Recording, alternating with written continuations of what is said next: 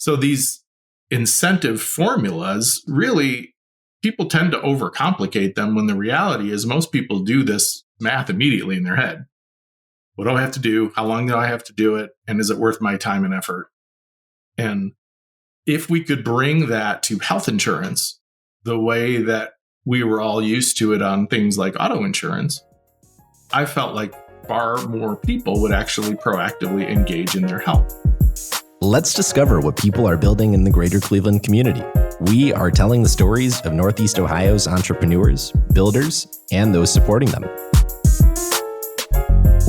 Welcome to the Lay of the Land podcast, where we are exploring what people are building in Cleveland and throughout Northeast Ohio. I am your host, Jeffrey Stern, and today I had the real pleasure of speaking with Jim Pshock, the founder of Bravo Wellness, which he successfully exited to Medical Mutual in 2020. After 20 years working in the insurance industry, Jim had observed a need and a niche for employee wellness incentives, as health claims data had indicated that the vast majority of healthcare spending is related to lifestyle-influenced and largely preventable claims.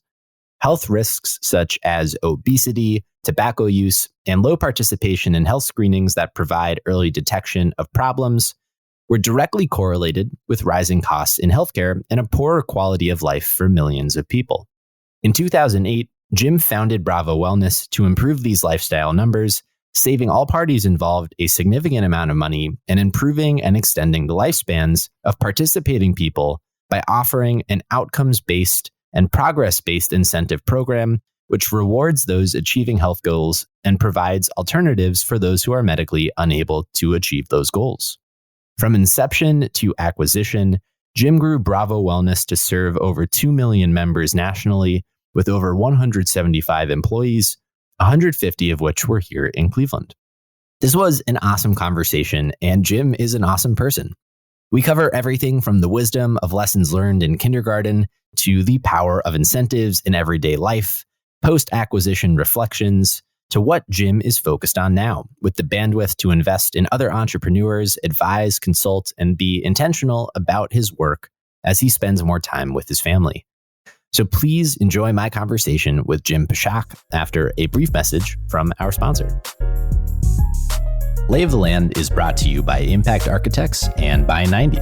As we share the stories of entrepreneurs building incredible organizations in Cleveland and throughout Northeast Ohio, Impact Architects has helped hundreds of those leaders, many of whom we have heard from as guests on this very podcast, realize their own visions and build these great organizations.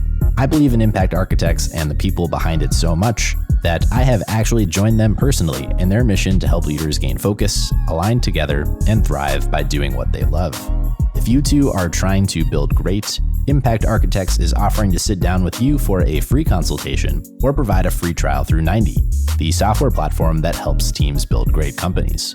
If you're interested in learning more about partnering with Impact Architects or by leveraging 90 to power your own business, please go to ia.layoftheland.fm. The link will also be in our show notes.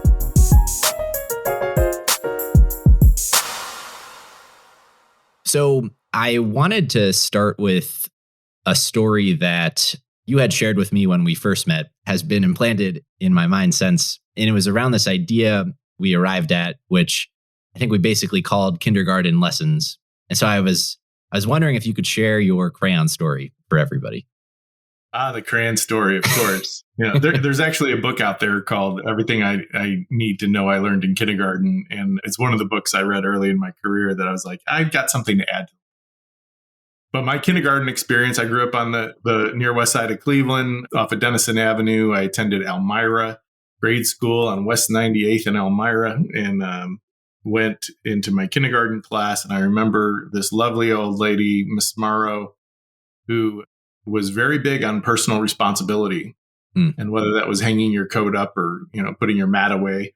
The incident that stood out to me was a time when we were coloring and the crayon I was using snapped, and I took it to Mrs. Morrow and said, Mrs. Morrow, my crayon broke. And she said, no, it didn't. And I said, yes, it did. I'm holding two pieces of the crayon in my hand. And I said, my crayon broke. And she said, crayons don't break, Jimmy. People break crayons. if you admit that you broke the crayon, whether it was an accident or on purpose, doesn't matter, but take responsibility for breaking your crayon, I'll gladly give you a new one. And I rephrased it to Mrs. Morrow, I broke my crayon. Actually, I accidentally broke my crayon. May I have another one? And she gladly gave me one. But that absolutely burned into my brain as, not blaming others or blaming the device or blaming any circumstances, but really just owning the things that happen. And whether they're our fault or not, they're our problem. And, let's take ownership and responsibility for it. Ironically, that really became the foundation for what became my business in 2008 of a foundation of personal accountability. There is this yearning for accountability. And I love that story. Honing in on the origins of your entrepreneurial spirit, I'd love if you could just share a little bit about your childhood and your upbringing and where you found yourself first thinking about entrepreneurship and what that even is. Yeah, it really took a lot of reflection to figure that out over the years, because I was not raised in a entrepreneurial family by any stretch. My parents both came from coal mining families in Western Pennsylvania. They relocated separately to Cleveland in the 50s and got married in 1958. I'm the youngest of 8 kids, raised again off of Denison Avenue, and, very humble beginnings, but compared to what they grew up with, it was, we were wealthy compared to all the other, families in the neighborhood and at school. I wouldn't classify us that way. But, part of that accountability really started with my dad as well, saying, hey, if you want something, you're going to have to go out and work for it. For my older brothers, that meant go out and shovel snow and mow lawns. And, if you want that better pair of sneakers for basketball, or you want to buy something for yourself or your friend, you've got to go earn it. We don't have the surplus to just give you money to do those things. And for me, the first job I had, I was about 8 years old, was picking up dog poop off Mrs. Dixon's lawn. She was this lady 2 doors down who had this little white poodle. And my dad suggested I offer her the service of putting a bread bag on one hand and having another bag in the other. And I would pick it up for 25 cents a pile. And Ms. Dixon paid me a lot of money for that poodle. But, I was a 9-year-old making their own money. I never thought of that as being the seeds of entrepreneurship, but they really were. It was, this idea of saying, nobody's going to give it to you. Go out and find a way to do it yourself. And really the underlying theme had always been find a problem that you have the ability to solve. It's a pretty short list as an 8-year-old. But, as time went on, it was find things people don't want to do, or that their time is spent better doing something else, do it for them, and they'll gladly pay you to do it. And I think that that's really the essence of a lot of businesses out there. Yeah, absolutely. Becoming an entrepreneur in a professional sense, I resisted. I had some great jobs. I had some not so great jobs, but I loved benefits and my 401k retirement plan and, the security of getting a paycheck every 2 weeks, and really found myself with an idea and a confidence around a concept that I couldn't get my boss to agree to. And I couldn't find another company to hire me to do it. And that's what really led to me saying, well, maybe I actually can do this. And, thank God I had a supportive family and the confidence to try. Yeah. But I resisted being an entrepreneur. I was not the one who said I have to be my own boss. I was quite content being a great employee, but felt like this burning need to act upon a concept that required me doing it myself. So with that in mind and overlaying still this topic of kindergarten lessons, we did explore a few other ideas I found your perspective on particularly interesting. And I'd love to go on a little detour here as we make our way to Bravo Wellness and revisit some of those and hear actually how they ultimately informed a lot of your decision-making and leadership strategy and overall thinking at Bravo. One of those topics, though, was learning from mentors and from bosses, both positive things to emulate, but also maybe somewhat pernicious things to avoid, and how ultimately none of it may be necessarily right or wrong in absolute terms, but demonstrate different kinds of leadership styles that have benefits and drawbacks. So, I'd love to hear as we make our way to Bravo, what was your reflection around this?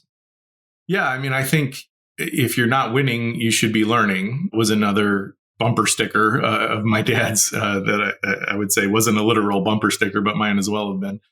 And I was fortunate to start my career out of high school. While my wife was finishing college, I went right out of high school into Capital American Life Insurance downtown Cleveland. And the plan was for her to get a job after college. And then while she was working, I would go to school. But as fate would have it, she kept getting pregnant and I kept getting promoted. So she never went to work after college and I never went to college after work. And Capital American really became, in many ways, my education. Fantastic culture, great energy, shared vision. But one of the things that really stood out to me there was when a new CEO had come in the mid 90s, there was rumors about the company being sold. And he called a company meeting and his transparency was just very refreshing. And again, I was a kid out of high school. I didn't have anything to compare this to. But, he said, we are preparing the organization for potential sale. That could go a number of different ways. We might be here another 100 years. We might be here another few years. But what we can promise you is if you give your very best, you will be far more marketable if and when you ever leave this organization. We're going to invest in you, our employees. And they brought in Case Western Reserve University and Weatherhead Business School courses and had some of the best instructors take us through foundational leadership courses. And they did eventually sell the company in 1997. And I was far more marketable because of it. But that example of transparency and just being honest with people and telling them kind of what's in it for you if we achieve what we're collectively trying to achieve, I think was really the foundation for what fueled the rest of my career and ultimately my own business. And then, of course, there's other mentors. Some were mentors that didn't know they were mentors, and others really took me under their wing to give me feedback. I'll tell you one story. Another one that stuck with me. I was walking down the hall one day, just an average day at third-party administrator I worked for. My boss said, "Jim, is everything okay? Are you angry?" And I said, "No, I'm not angry. Everything's fine." He goes, "Tell your face." I said, "What do you mean?" He goes, "You look like you want to murder somebody."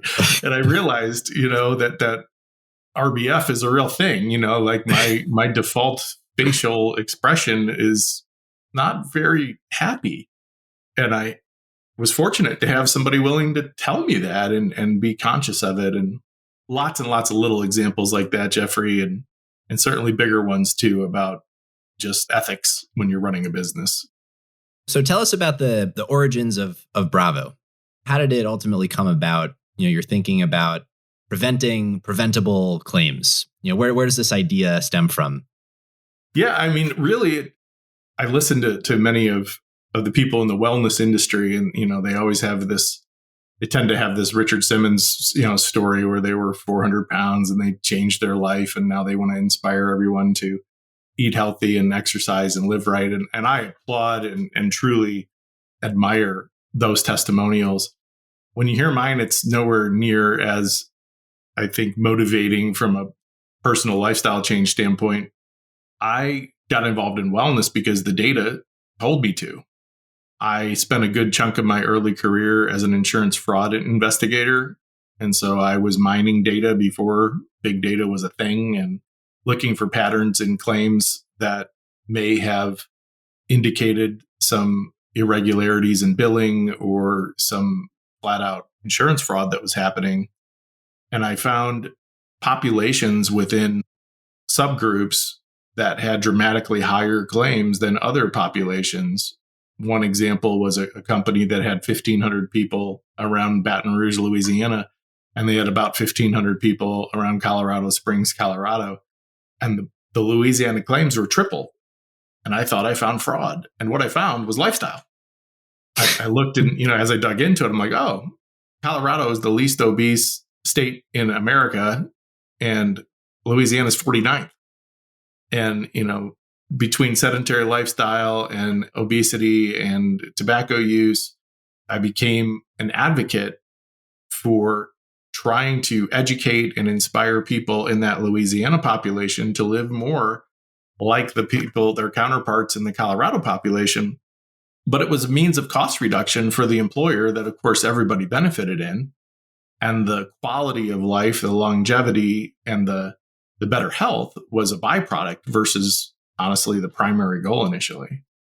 And that's really what caused my career to pivot and say, if we can align incentives so that the beneficiaries of these improvements, i.e. the employees, really were sharing in the savings, then we really have a shot at this versus inundating them with information and all the money goes to some insurance company somewhere if it actually reduces claims.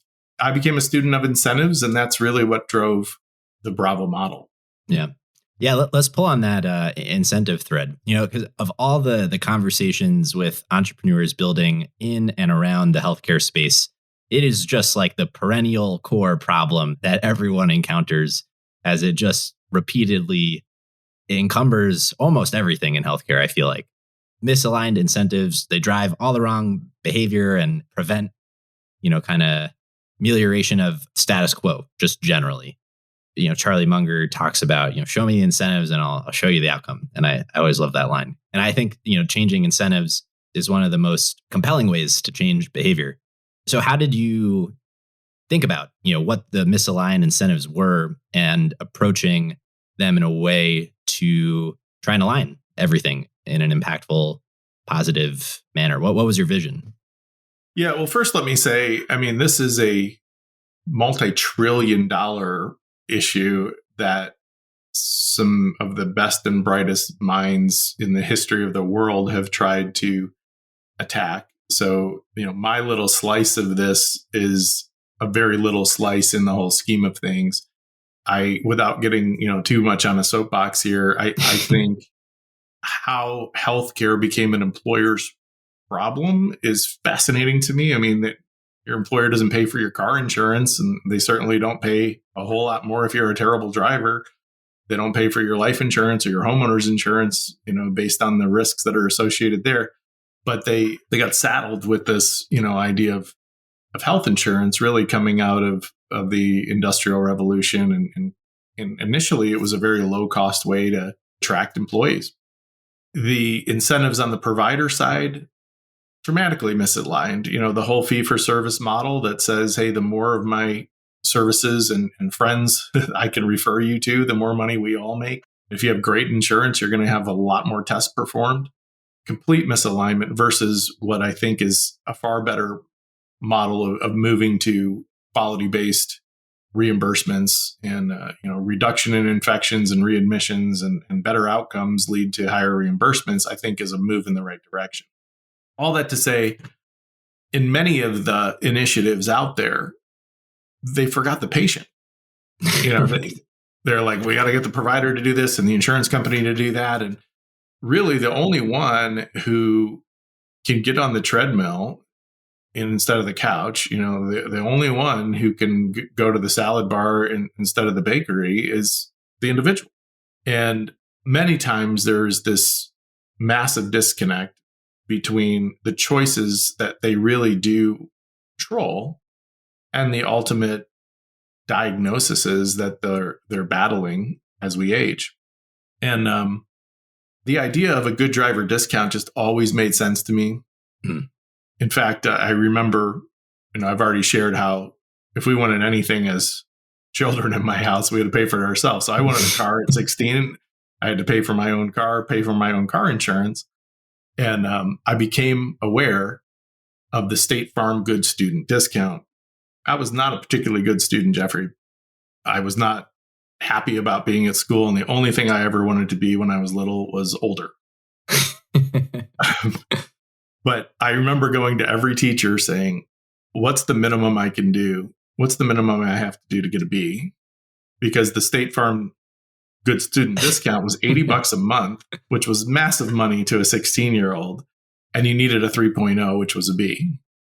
And I was like, what's the minimum I have to do to get a 3.0? And I did it. Yeah, talk about the power of incentives. I was not trying to get into a certain college. I didn't have this deep desire to learn about any particular subject. But for $80 a month, I'd get a B, and I damn well got a B, And that concept, really, I realized I wasn't alone in seeing what people were willing to do if you could properly align the reasonability of the ask with the size of the incentive and the timeline that's allowed.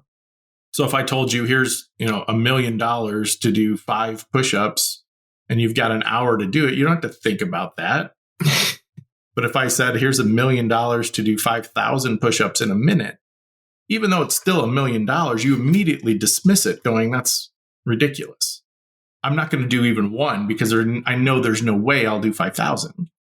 So these incentive formulas, really, people tend to overcomplicate them when the reality is most people do this math immediately in their head. What do I have to do? How long do I have to do it? And is it worth my time and effort? And if we could bring that to health insurance, the way that we were all used to it on things like auto insurance, I felt like far more people would actually proactively engage in their health. Right. The problem was federal regulations in group health plans said you can't do that. It's got to be uniform coverage, non-discriminatory. Everybody gets the same choices for the same price. And that's really where the story of Bravo comes in creating safe harbors with the government that allowed some of those things to be done for the first time since the early 70s. So what is Bravo Wellness? How would you describe it at a high level? Really, it's a service and technology company that fills this gap between employers and employees relative to a discretionary portion of the benefit subsidy. What that means is if an employer says, we're going to provide you with health insurance because you work here, we'll pay 70% of the premium, you pay 30%.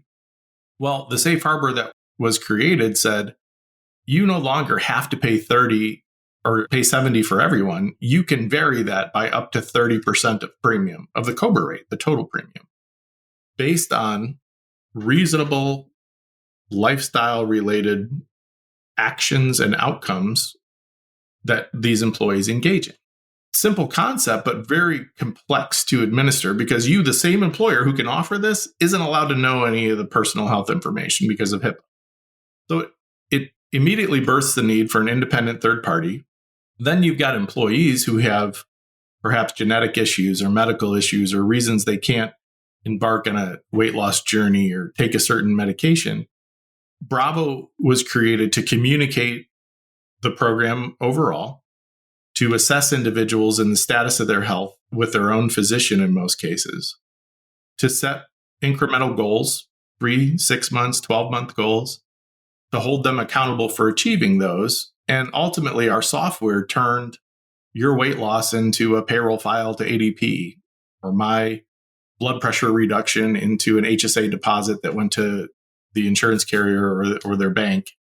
And so we created this niche of technology and compliance, administration, communication, and ultimately over time, we bolted on what you would assume with traditional wellness, meaning actual programs like Cleveland Clinic, stress-free management and weight loss program, and Quit for Life for tobacco cessation. With some of the best clinical programs in the nation, we were able to package all that into one offering to our customers.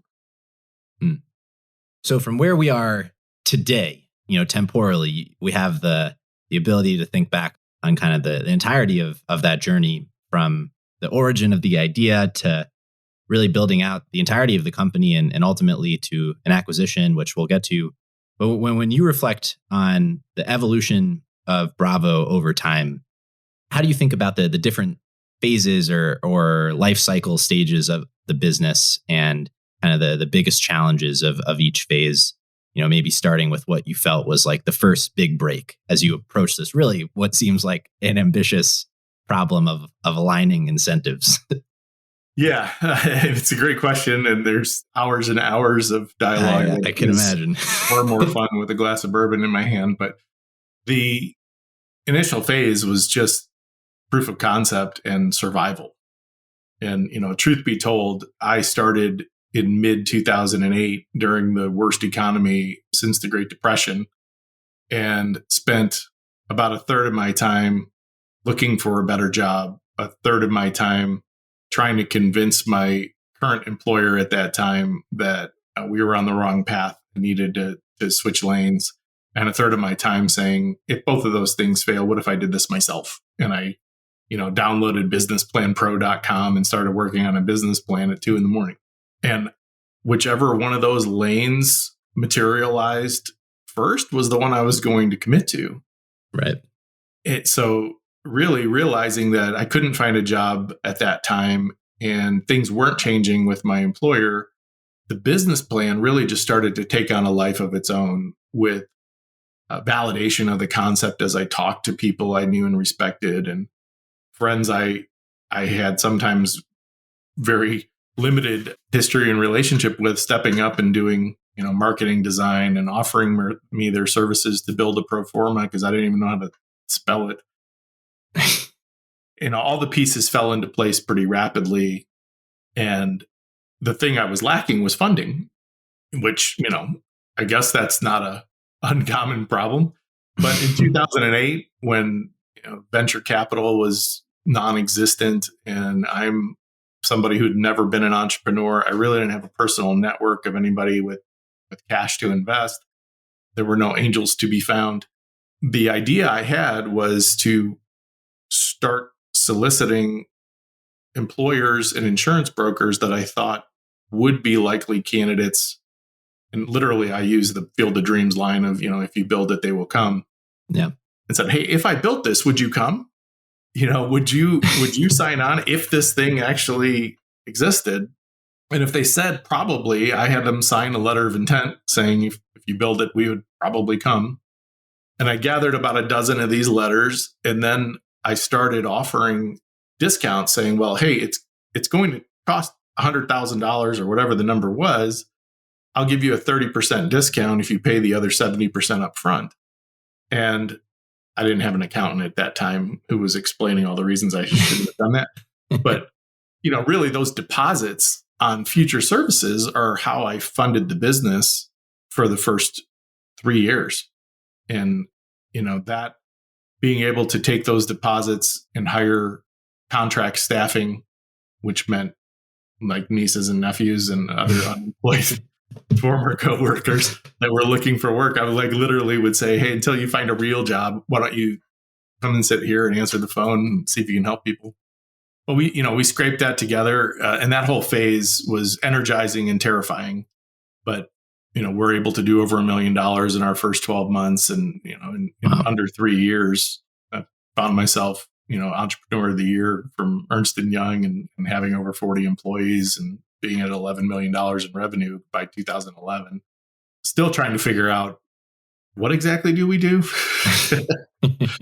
Because it was a big, broad category that when you say something like wellness, there's people who want you to come in and teach yoga, and there's people who have a very different vision of what that should entail. And it was more important for us to know what we weren't than what we were, because it would have been very easy to get distracted by a lot of other lanes. But it was really our niche that caused that kind of growth. Yeah. And ultimately, in parallel to the growth of the business, I imagine, you're thinking about always, the alignment of incentives, and the proof in the pudding is, can you actually change behavior? What is the efficacy of the programs? What do the outcomes look like? Coming from your assumption that, you could draw this parallel of the good driver discount and apply it to wellness in an innovative way, as you actually had, people, human beings, become part of the Bravo ecosystem. How did you think about, testing the hypothesis and measuring what the actual impact in humans' lives were? Yeah, it was a constant discovery and evolution. We weren't great about organizing our data early on. It was everything we could do to just deliver on the services that were sold. And it was difficult at times to really understand what inputs caused which outputs. So was it the size of the incentive? Was it the goal that was used? Was it the quality of the communication? Was it the fact that the CEO of a company, held an all-employee meeting and said, motivational things? There are all these different inputs that varied. One of the things that was very evident early on, though, and we were challenged because it seemed too good to be true, is we were averaging 97% participation in a biometric screening that included a blood draw, a venipuncture blood draw, a blood pressure check, cholesterol check, height, weight, waist measurement, body fat analysis. 97% of employees came because the typical incentive or penalty associated with not coming was $2,000.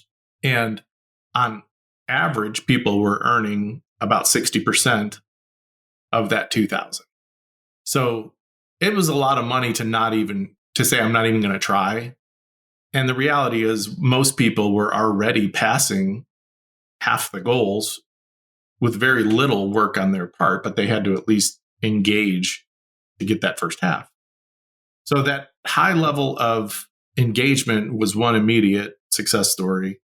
Then we started getting the testimonials of people saying, my doctor said you probably saved my life because I had no idea that I was diabetic. I had no idea that my blood pressure, which I usually had checked at my annual physical on a Saturday afternoon, was heart attack level on Monday mornings when you checked me at work. And so those testimonials really started to drive even more engagement and positive feedback. But ultimately, then once we saw cost trend, we had some of the insurance brokers and consultants coming back saying, this group has averaged an 8 to 15% increase every year, and I'm giving them a 1% increase, here for the third year in a row since we put the program in place. It was always impossible to point back to one thing that caused that, but we had an awful lot of data correlation. Yeah. And that is really what fueled typically the insurance broker world saying, I've got 5 groups with Bravo, they're all doing great, and now I'm going to bring you my other 50. Majority of our growth came through that broker consultant channel that got it and just latched onto it. I mean, it's evidently a pretty powerful mechanism there.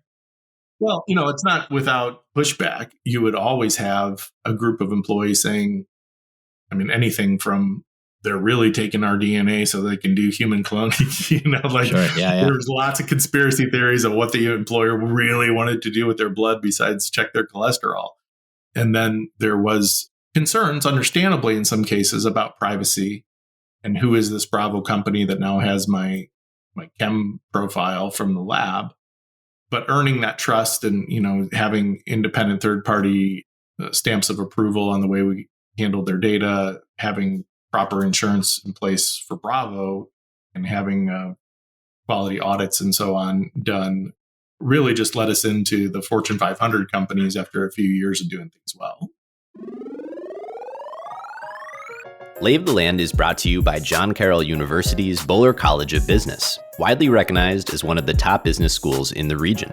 As we've heard time and time again from entrepreneurs here on Lay of the Land, many of whom are proud alumni of John Carroll University, success in this ever-changing world of business requires a dynamic and innovative mindset, deep understanding of emerging technologies and systems, strong ethics, leadership prowess, acute business acumen, all qualities nurtured through the Boler College of Business.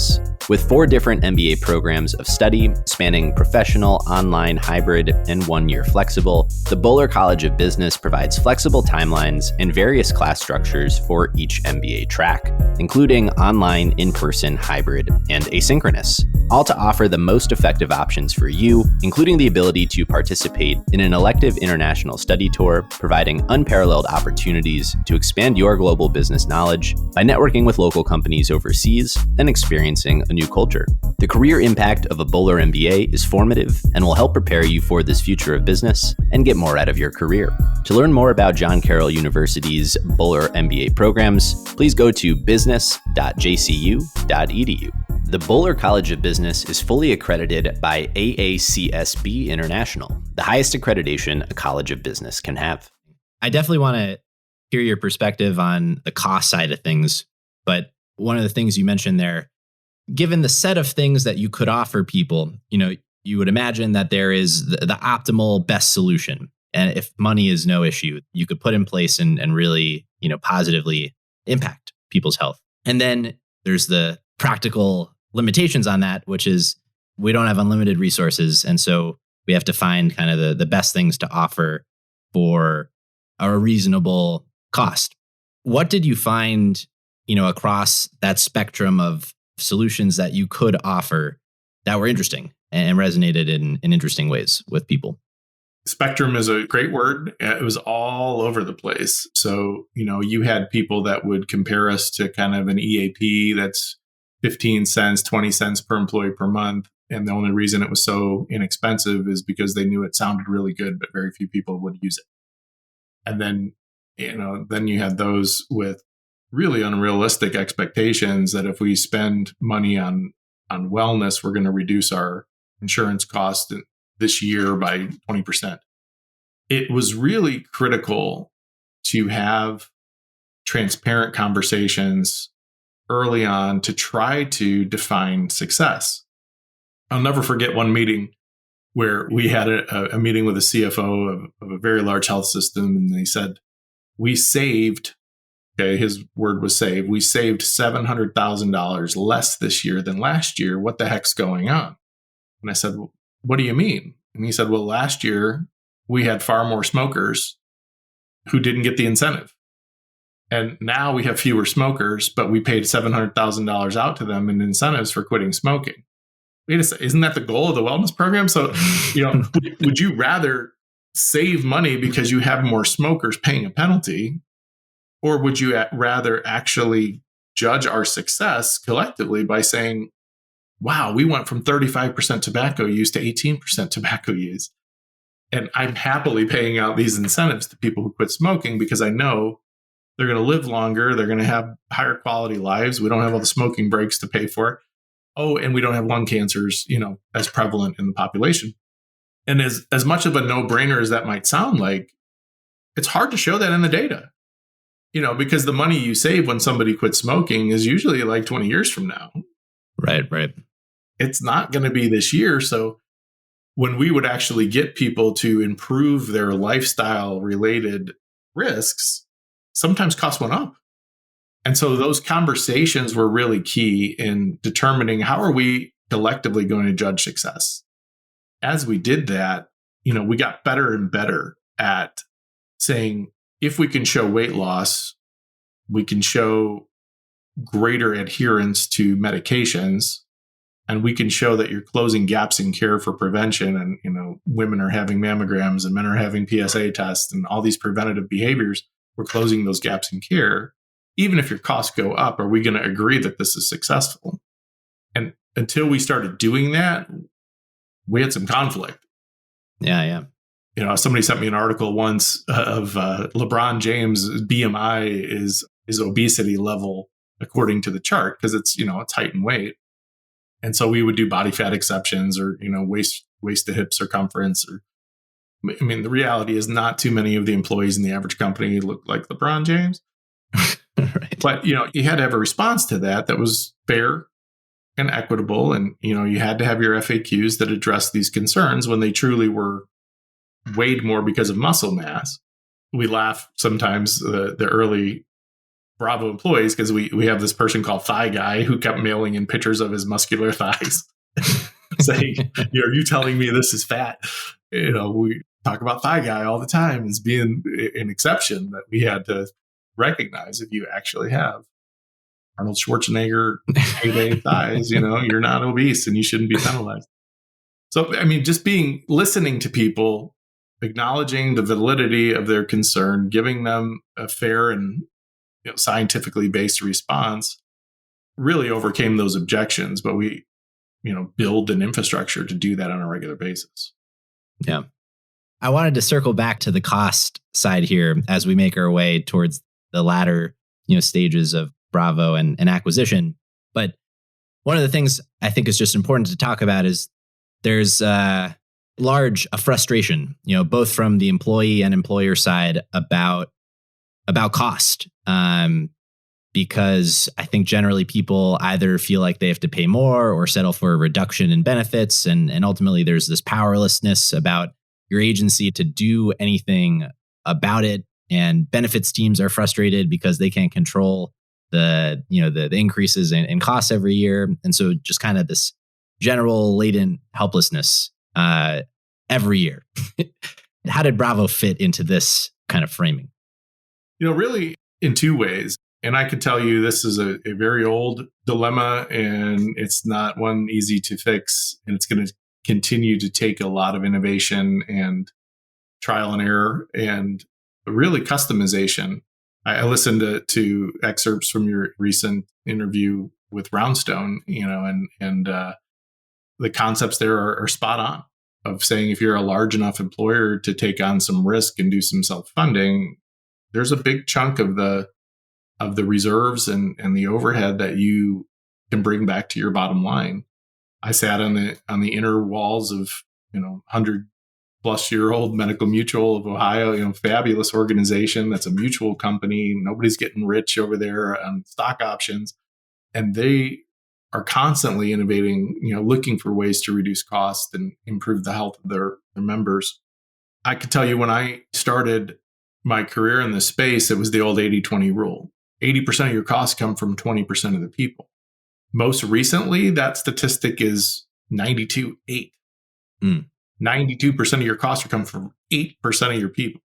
So you might eliminate 100% of cost for half of the population through some wild innovation and building clinics on site and, having virtual care.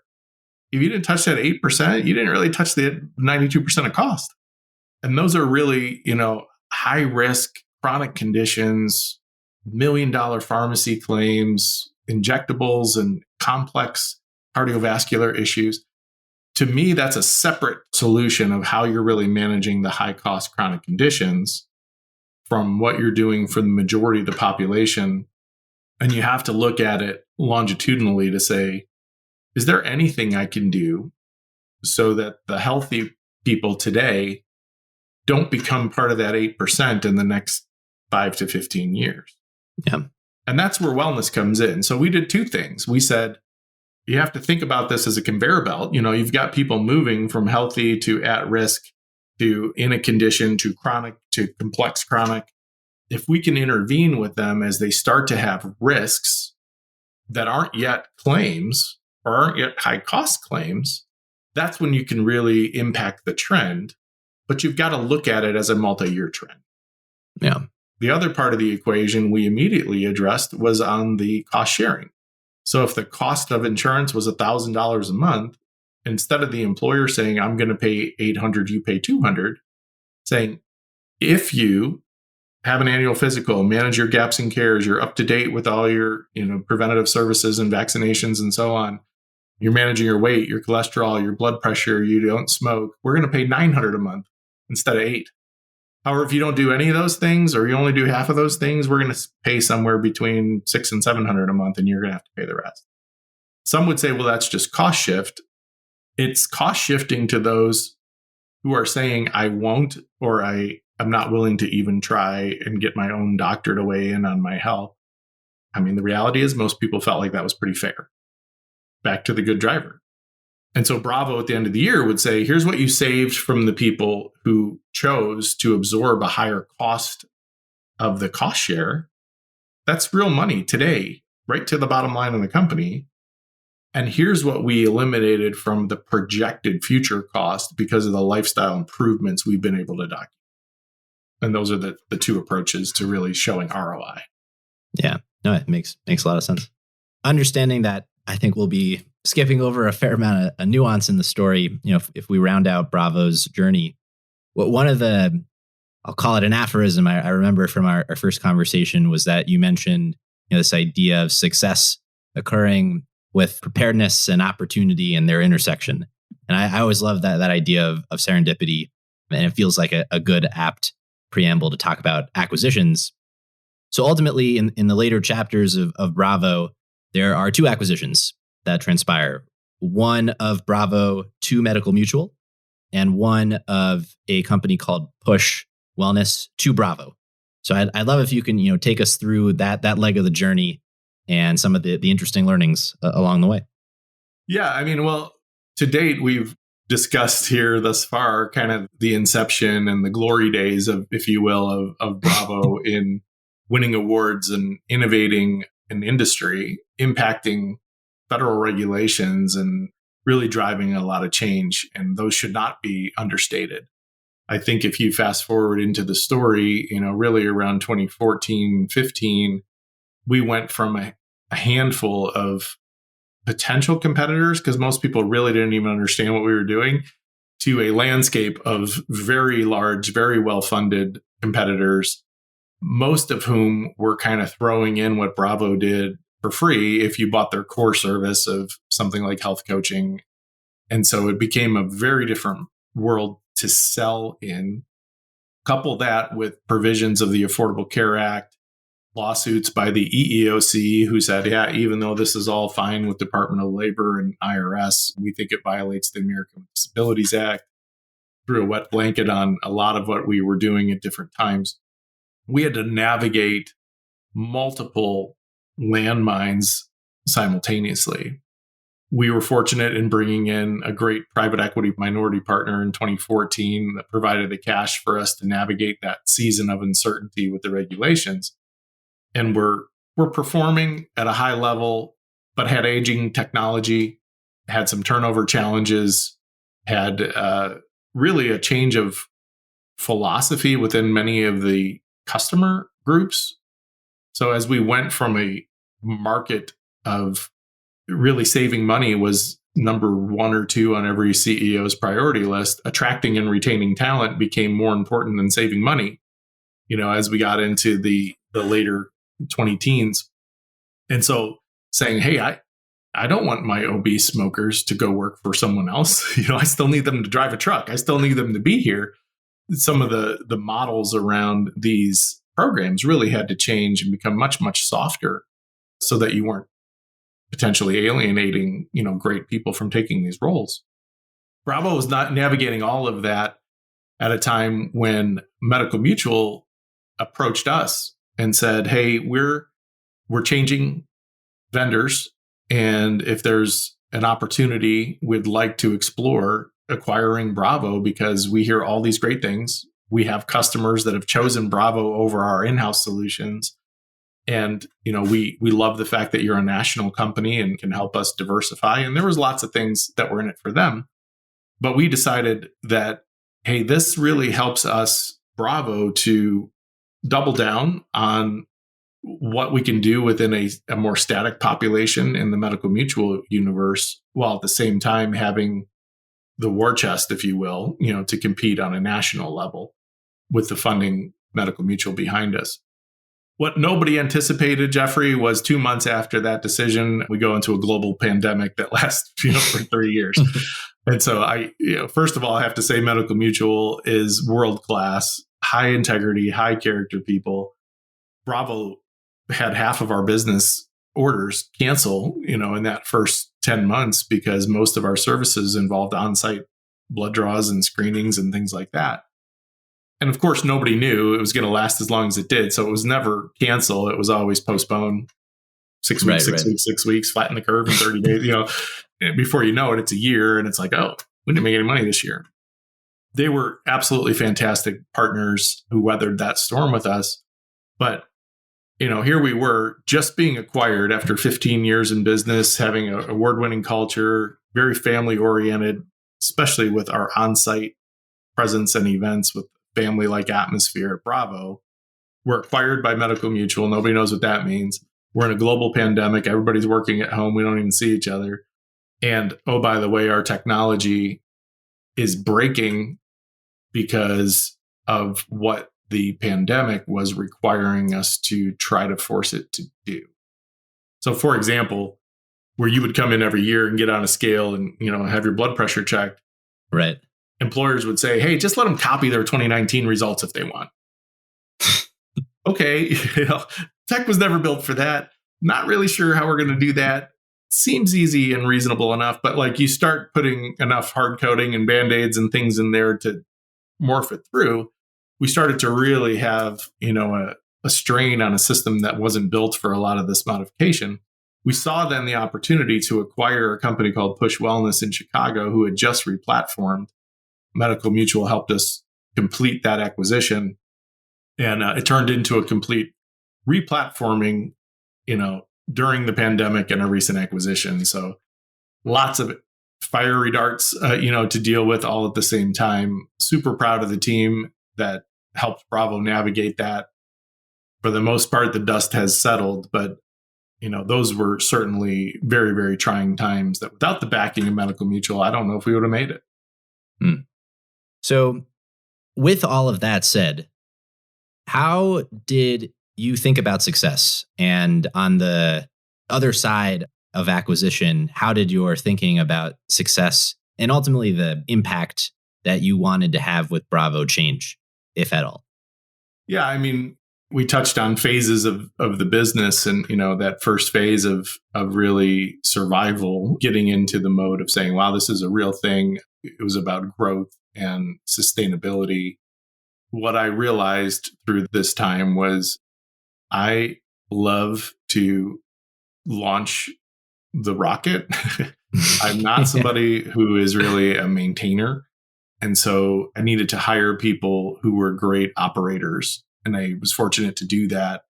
But, really looking at what was best for Bravo, what was best for the employees, what was best for our customers.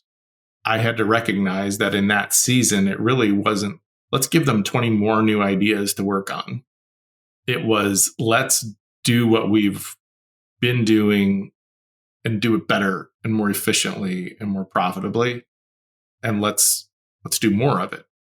And so focusing on scale and stability really led me to hire a president and build a product team and professionalize the organization, but realize that the vision for this season really needed to be more consistent. And for me, success was getting out of the way and letting people do what they were hired to do.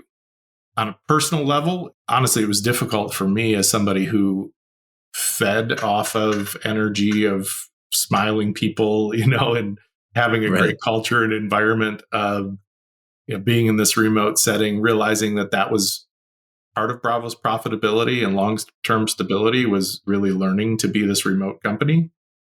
It's not what I was good at and not what I wanted. So hiring the people and putting them in place who could really commit to that and do it well, I think was absolutely best for everyone involved. And ultimately, you did decide to step away from the organization. Can you take us through, your thought process around that? And with now the space, time to reflect, how are you and were you thinking about what you would want to focus your time and attention going forward? Yeah, I mean, it's a journey. I feel very blessed and fortunate to be, a young grandpa. I married my wife, Natalie, when I was 20 years old. She was a cougar. She was 22. Had 4 kids at 24 and now I'm 52 with 3 granddaughters that are all local and, lots of energy to spend time with them. Both my wife and I lost our dads in the last 6 years, but our moms are here and doing well. And we have time to spend with them and care for them and do things with them that, frankly, I put off for a lot of time. And for my own, marriage and self, I mean, I had been promising my wife a sabbatical for at least 10 years. That never happened. So we've taken now a year, this past year, to travel and see the world and rekindle relationships with each other and with old friends. It's been fantastic and it's been exactly what I needed. I am not saying that I could do that for the next 30 years. I do at times feel like, am I really contributing enough to the world here to justify my existence? But I want to be very intentional. And the exit from Bravo and Medical Mutual was not about anything other than really giving back, being intentional about where I'm spending my time. And I've gotten to be involved with organizations like Building Hope in the City, that helping thousands of refugees in Northeast Ohio with gainful employment, and become self-sufficient, kind of like that, getting back to that personal accountability and responsibility theme I've always had. Yeah. So finding those very specific and select opportunities where I can invest my time and talent. And if there's something more, something bigger from a professional career side, I really just feel like I'll know it if I see it. We'll apply more energy when the time comes. But, it's again a position that I don't take for granted and feel like I've been very fortunate to build a great team at Bravo, many of whom are still there leading, the organization through this current season. And I'm confident that they'll have continued great success, with the backing of Medical Mutual behind them. Yeah, I think the whole concept of a sabbatical feels underrated to me, as everyone that I've talked to who's gone down that path just comes out the other side with this, level of serenity, because it maybe sounds silly to say out loud. It requires time to think. And in the day-to-day craziness of building something, it's often hard to think about, what it is longer term, perhaps, that you want to contribute. Yeah, I mean, I know you're a fan of the EOS operating system, and many of the people you've interviewed are familiar with that system. I'm a disciple and fan myself, but they always talk about working on the business instead of in the business. And I just kind of personalized that to say, do we take time to work on our life instead of just going through the motions of our life? And you really do have to pull away and look at it, from 10,000 feet sometimes, like you do your organization. What do I want my marriage to look like in 10 years? What do I want my relationship with my kids to be when they're grown adults with their own families? What kind of grandparent do I want to be? I didn't think about those things. Right. You just kind of assumed they were part of the package and you figure it out as you went along. And, thankfully I've had this last year to be far more intentional and set goals on the personal side that I really had neglected in the past.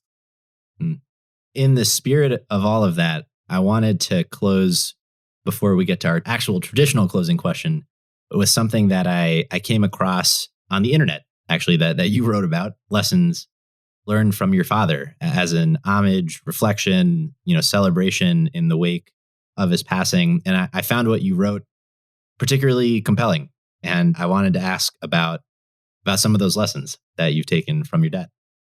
Yeah, well, I could do a whole show just on my dad, but, part of what I think you're referring to is the article where I talked about how, from a traditional sense, I don't think many business professionals would consider him a success in business or, a success overall.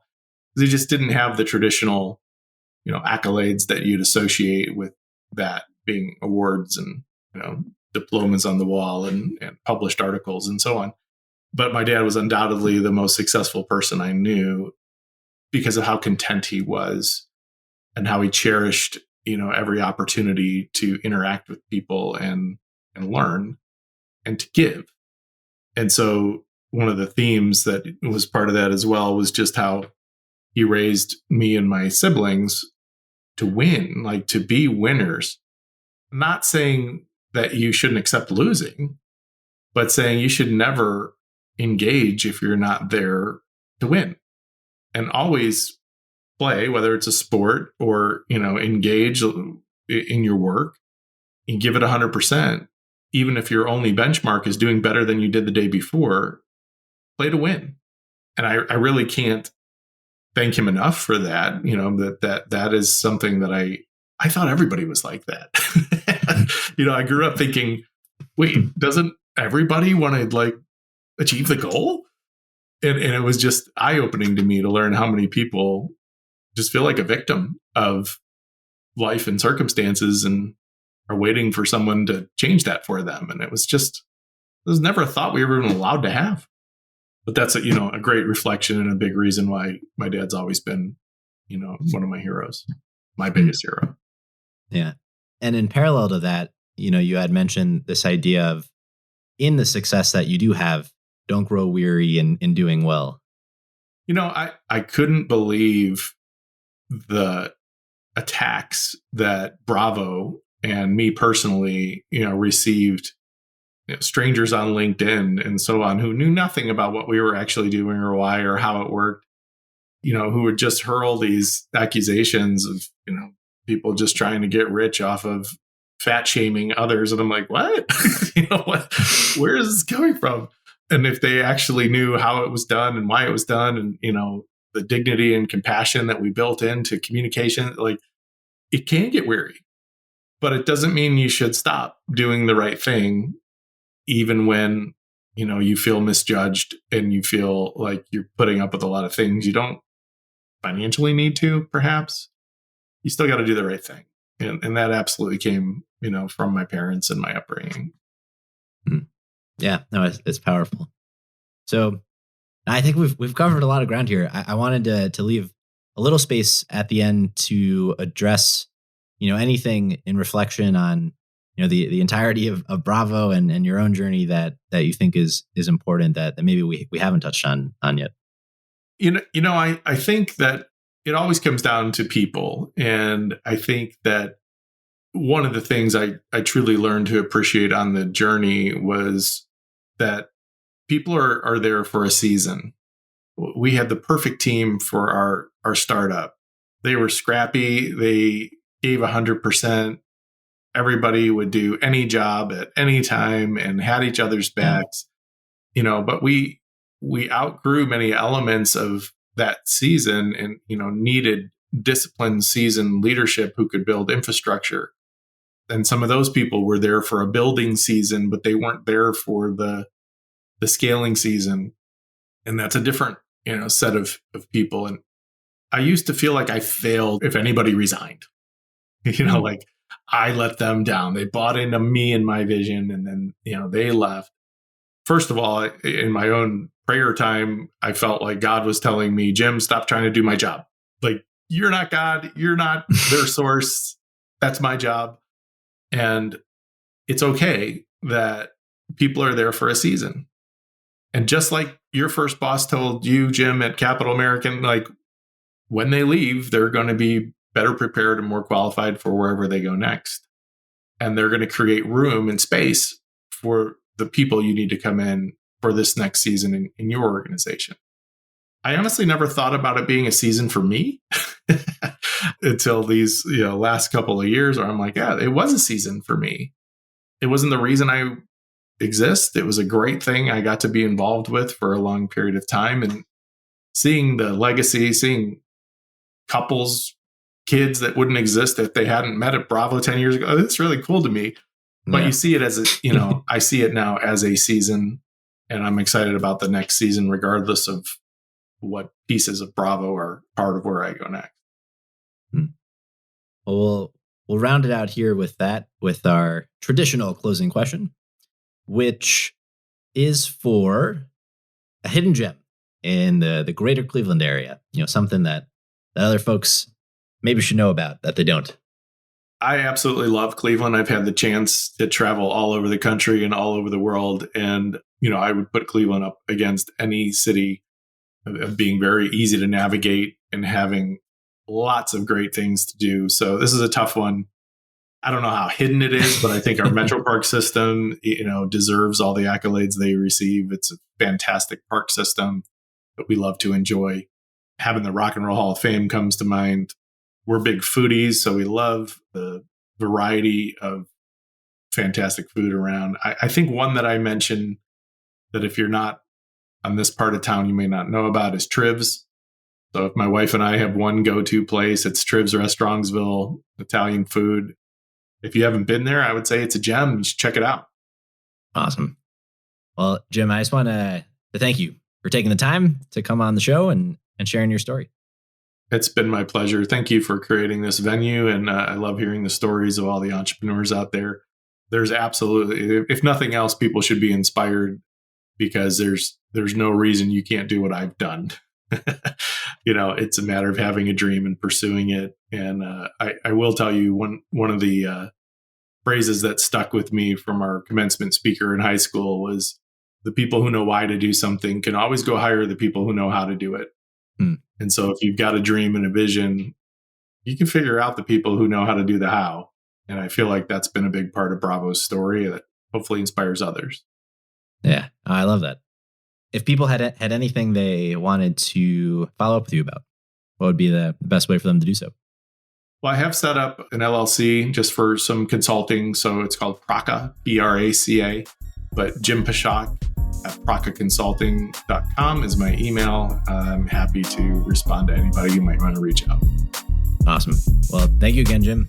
This was great. Thanks, Jeffrey. Enjoy your day. That's all for this week. Thank you for listening. We'd love to hear your thoughts on today's show. So if you have any feedback, please send over an email to jeffrey@layoftheland.fm or find us on Twitter @podlayoftheland or @sternhefe, JEFE. If you or someone you know would make a good guest for our show, please reach out as well and let us know. And if you enjoy the podcast, please subscribe and leave a review on iTunes or on your preferred podcast player. Your support goes a long way to help us spread the word and continue to bring the Cleveland founders and builders we love having on the show. We'll be back here next week at the same time to map more of the land. The Lay of the Land podcast was developed in collaboration with the Up Company LLC. At the time of this recording, unless otherwise indicated, we do not own equity or other financial interests in the company which appear on this show. All opinions expressed by podcast participants are solely their own and do not reflect the opinions of any entity which employs us. This podcast is for informational purposes only and should not be relied upon as a basis for investment decisions. Thank you for listening, and we'll talk to you next week.